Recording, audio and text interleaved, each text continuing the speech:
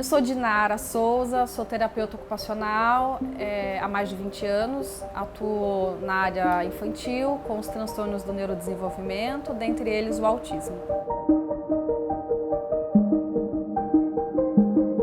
O autismo é um transtorno do neurodesenvolvimento, de uma base muito forte genética, mas também sofre influência de fatores epigenéticos, ou seja, do meio ambiente, das relações familiares, de tudo que a criança vive, o quanto que a criança é estimulada no meio ambiente. Então isso é a epigenética. Um dos principais vetores é a genética, né? Tem aí uma herança genética vinda de alguém da família para desenvolver o quadro de autismo. Olha, em primeiro lugar, a terapia ocupacional, ela é a ciência da ocupação. Então, o foco dela é a ocupação, usa-se a ocupação para tratar, valoriza-se a ocupação. E o que é a ocupação? Em diferentes momentos da nossa vida, a gente desempenha determinadas ocupações. Quando a gente é adulto, a gente se ocupa como? Trabalhando, tendo um círculo social. Mas quando a gente é criança, as principais ocupações que nós temos é brincar. Então, a criança se ocupa em brincar. A criança se ocupa desenvolvendo as habilidades de autocuidado, que são as habilidades da vida diária, né? Então, como eu me visto, como eu cuido de mim mesmo, como eu tomo banho, como eu escovo meu dente. Então, essas são ocupações da criança. E as habilidades acadêmicas que a gente fala. Então, a criança também se ocupa aprendendo a ser um aluno, né? A como desempenhar o melhor papel possível na escola. Então, a terapia ocupacional é a ciência da ocupação. Ela vai olhar muito para isso, para a ocupação, no caso da primeira infância, né? Que é a minha principal expertise, que é trabalhar na primeira infância com indivíduos autistas. A gente olha muito para isso, né? Então, como que essa criança gosta de se ocupar, o que ela faz para se ocupar, a gente vai valorizar isso e a gente muitas vezes usa a própria ocupação que a criança desempenha como um instrumento de trabalho, como uma possibilidade de desenvolvimento para a criança. Então, acredito que pensando na primeira infância, né, a terapia ocupacional precisa olhar para isso e precisa valorizar isso na criança. Mas a terapia ocupacional, como eu falei, a minha expertise é a primeira infância, mas ela não se limita aí. Esse indivíduo autista que é criança, ele vai crescer, ele vai se tornar um adolescente, ele vai se tornar um adulto e ele vai se tornar um velho, um idoso autista.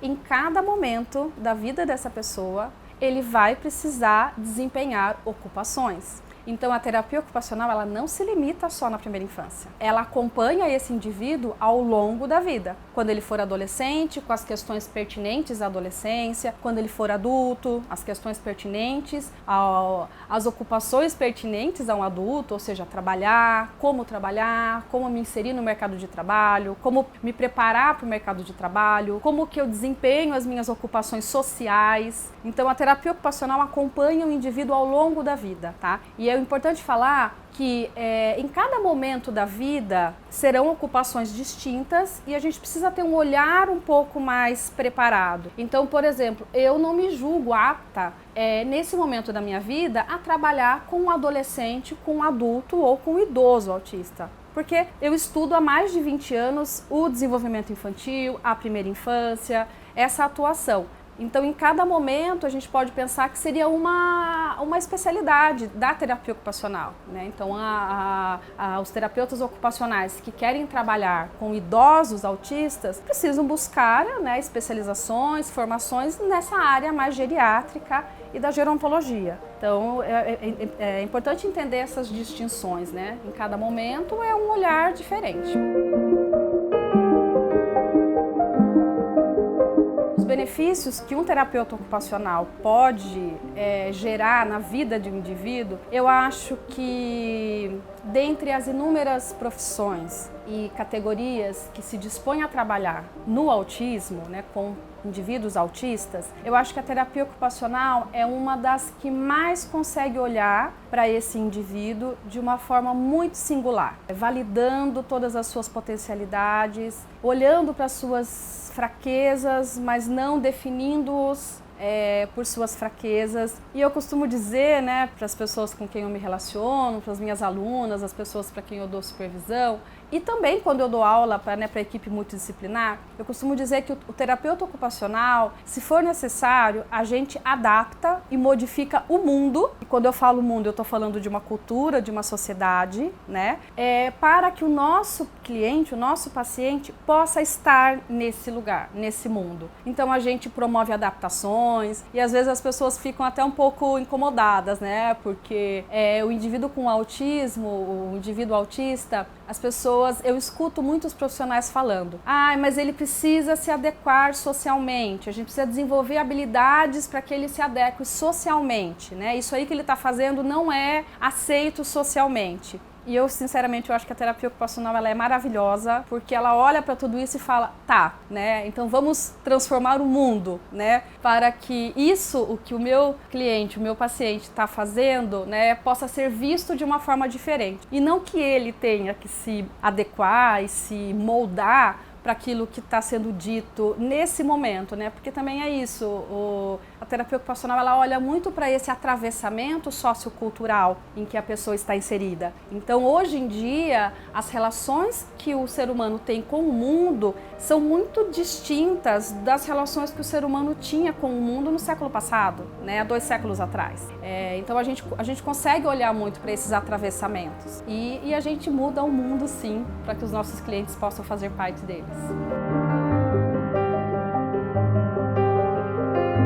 Dentre as abordagens, são inúmeras, a gente preferencialmente orienta para que sejam abordagens com evidência científica, que sejam práticas baseadas em evidência, né? E eu prefiro pensar assim, ao invés de falar em ferramentas, em abordagens, pensar em formas como a gente consegue olhar para esse indivíduo, né? Então, aqui no meu livro, né, que fala da representatividade da terapia ocupacional no autismo, teoria e prática, a gente coloca aqui inúmeras possibilidades, né? Então, é um livro focado na primeira infância e em políticas públicas também, né, voltadas ao TEA aqui no Brasil. Então aqui nesse livro a gente está falando, né, de uma das abordagens que a gente tem mais evidência científica, né, da terapia ocupacional no autismo, que é a abordagem de integração sensorial, né, que é uma das mais faladas, uma das mais mencionadas atualmente, né, então, que é sim um grande orgulho da terapia ocupacional, né, ter a integração sensorial, principalmente no Brasil, porque nós terapeutas ocupacionais somos os únicos profissionais aqui no Brasil habilitados e capacitados a trabalhar com integração sensorial, ou seja, nenhum outro profissional pode utilizar essa abordagem, né?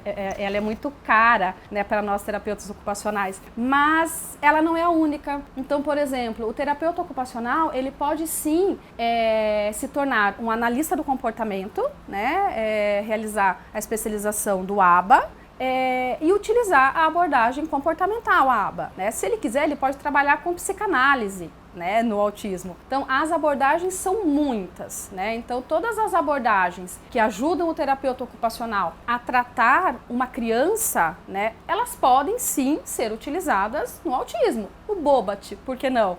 Né? Essa criança que a gente viu aqui apresenta condições neuromotoras para além do autismo, né, que requer um olhar mais específico neuroevolutivo. Então ele sim, ele é uma criança, né, um candidato a também se beneficiar de uma terapia ocupacional com especialidade em BOBAT.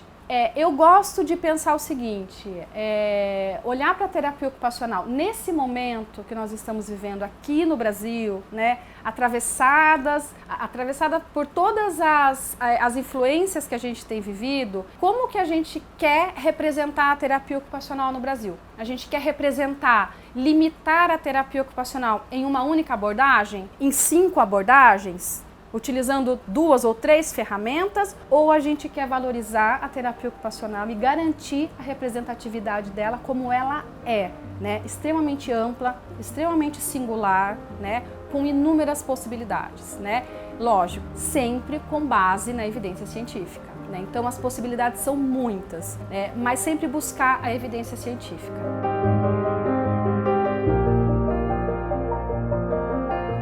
As recomendações que eu daria para os novos profissionais, ou para quem está pensando, né, faço ou não faço terapia ocupacional, alguma coisa nesse sentido, bem, eu acho o seguinte, a terapia ocupacional talvez esteja no seu melhor momento de atuação no transtorno do espectro autista. Nós estamos muito em evidência, a terapia ocupacional, então quase todo profissional, todo médico que trabalha com TEA, com transtorno do neurodesenvolvimento e autismo, sabe da importância da terapia ocupacional.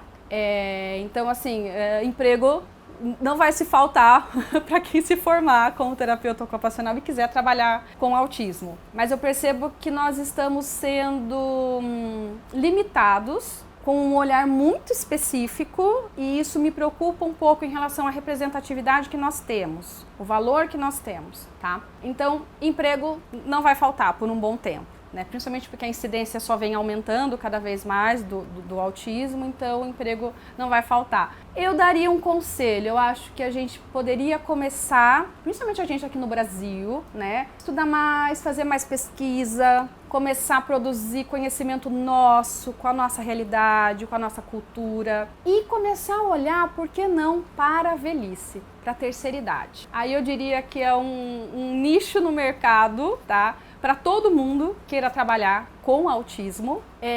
Eu peguei, né, como eu estou muito tempo trabalhando no TEA, eu peguei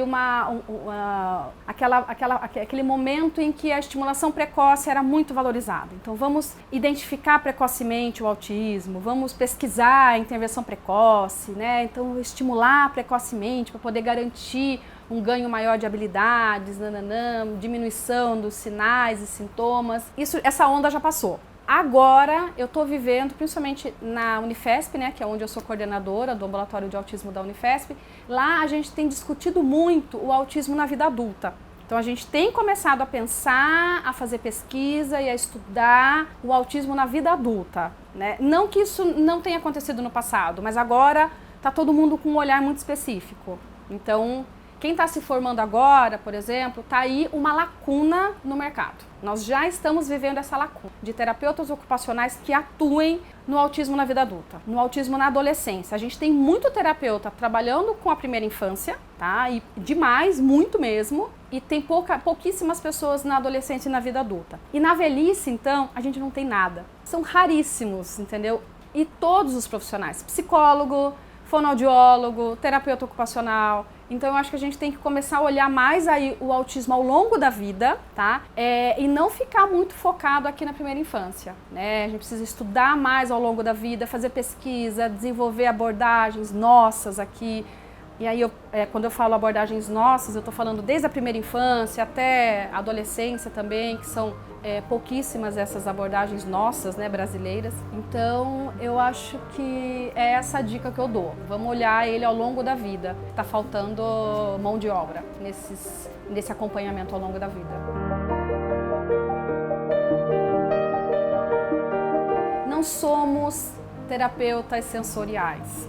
Não somos. Somos terapeutas ocupacionais. Então, de novo, vamos olhar para a representatividade, né? Modéstia à parte, esse é um livro eu acredito que ele vai ser um divisor de águas na terapia ocupacional aqui do Brasil, porque ele está mostrando toda a nossa representatividade. O que a gente pode fazer no autismo? Para além de regulação sensorial, processamento sensorial, para além disso, o que a gente pode fazer? Eu acho que a grande mensagem é essa, entendeu? Não esqueçamos a nossa origem, a nossa ciência, a ocupação, o que é ocupação, né? Porque é isso que vai nos distinguir de vários outros profissionais. Eu acho que a mensagem que eu dou para todo terapeuta ocupacional que está na faculdade, ou até mesmo os que já são formados há muitos anos e que às vezes eu sinto que perderam um pouco a essência da TO, porque eu perdi muitas vezes. Em vários momentos da minha vida, eu me deixei sucumbir por uma onda, sabe, por uma evidência que estava muito